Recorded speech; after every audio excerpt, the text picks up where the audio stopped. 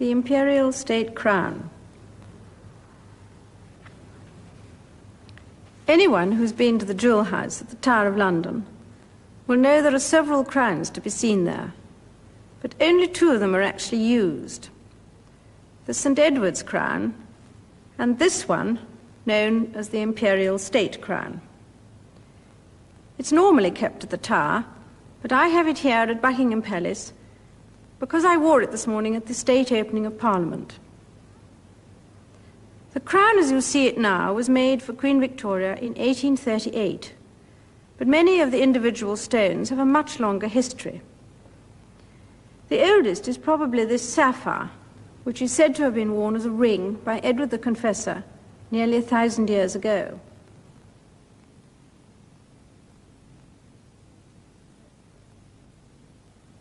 The pearls are said to have belonged to the first Queen Elizabeth.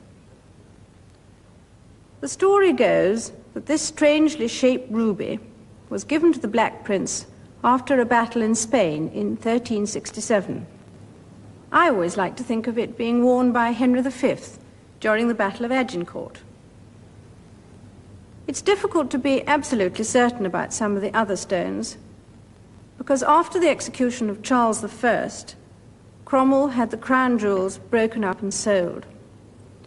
The Black Prince's ruby, for instance, was sold for £4, but it was returned to the crown after the restoration of Charles II. Most of the bigger stones have had adventures. According to tradition, this huge sapphire at the back was carried off in his pocket by James II as he went into exile in 1688. It was over 130 years before it was restored to the crown. This great diamond is a more recent addition. The first star of Africa is even bigger and is in the scepter. Both of them are parts of an immense diamond which was found quite by chance by the manager of a mine in South Africa in 1905. Apparently, he just dug it out of the rock face with his walking stick. This is a model which shows you what it looked like. The whole Cullinan diamond, as it came to be known, was given to my great-grandfather, King Edward VII, on his birthday. The Dutch jeweller, who had to split it before it could be polished, was so overcome by the responsibility that he fainted as he struck the blow, but he did it perfectly.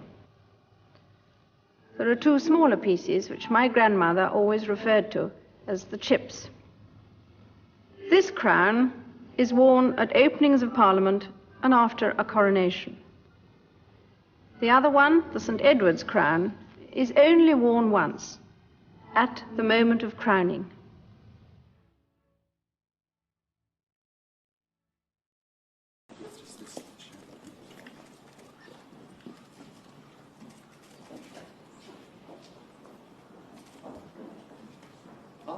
Yes, it's worked perfect. It'll come up in a minute, but I can see it there. There we are. A letter from Prince Albert.